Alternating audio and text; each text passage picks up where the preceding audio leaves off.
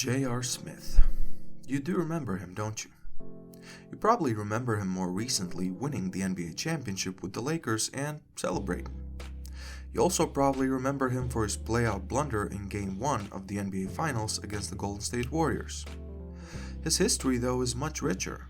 He was one of those players who can get hot real quick and literally win you a playoff game. He's had a colorful career. A lot of memes, a lot of great moments, a lot of blunders. It's also been 3 years since we've seen him on NBA court. So what happened to J.R. Smith? J.R. Smith entered the NBA in 2004, as he was the 18th pick of that year's NBA draft. New Orleans was his first NBA stop. He spent only 2 seasons in New Orleans.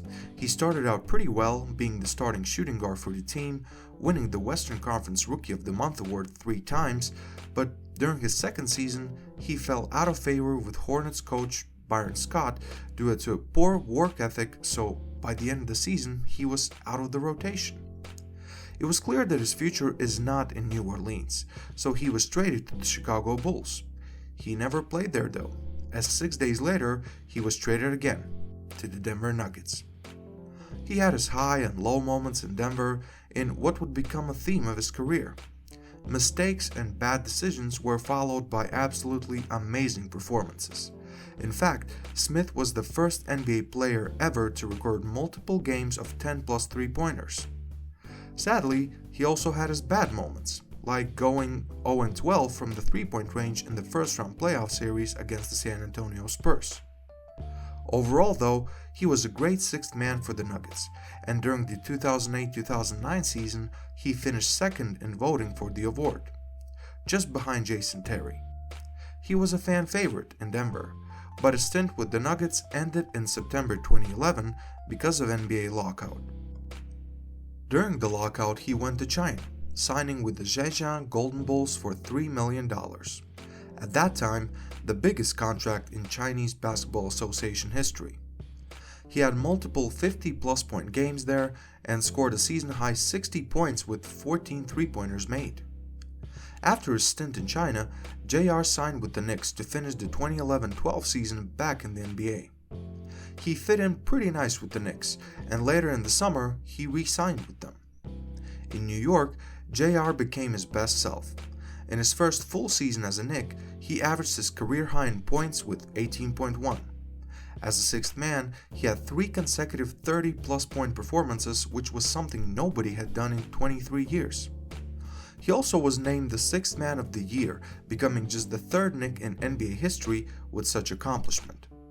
He kept lighting it up in New York, and one night even took 22 three-point shot attempts, making 10 of them. During the 2014-15 season, J.R. Smith, along with a few other Knicks players, was acquired by the Cleveland Cavaliers in a 3-team trade. The Cavs went all the way to the NBA Finals. Led by LeBron James, they were defeated though by the Golden State Warriors in 6 games.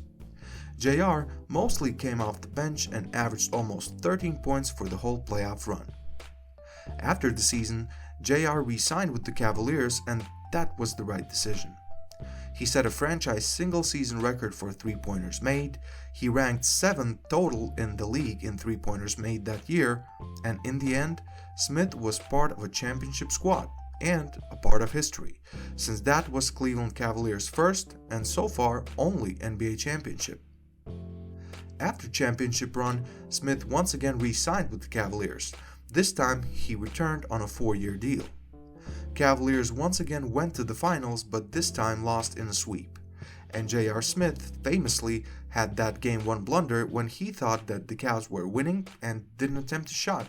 Instead, he tried to dribble out the time, but the score was tied. And the Cavs ended up losing that first game in overtime, and that subsequently lost the series. Next season, his role diminished, and after LeBron James left Cleveland, it was clear that the team is going in a different direction, and Smith won't be a part of that direction anymore. JR, with his role diminished, accused team of not trying to win, saying their goal was to develop young players and lose to get lottery picks. The organization announced that Smith will no longer be part of the team, and after the season's end, he was waived. Smith's last NBA stint was with the Lakers in the bubble. His role was very small, but he ended up becoming NBA champion for the second time in his career. In total, J.R. Smith has participated in 977 NBA games and averaged 12.4 points and 3.1 rebounds. At this moment, he's number 19 on NBA's all-time three-pointers made list.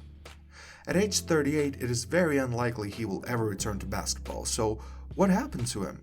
What is he doing now? After not getting any offers from the NBA after the championship season, Smith had to really figure out what his life will be like from now on. I was gaming when streaming was heavy, and obviously playing golf, working out, trying to do little appearances here and there just to keep my name out there. And then it was just like, what I'm doing?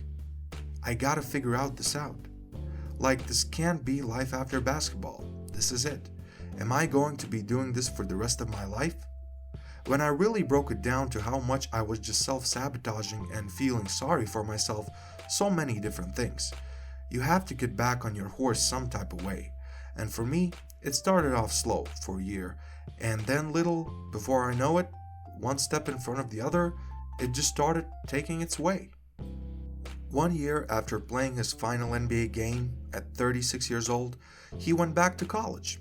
And just a year later, he was a 4.0 GPA student who won the Aggies Academic Athlete of the Year award in his first year of school.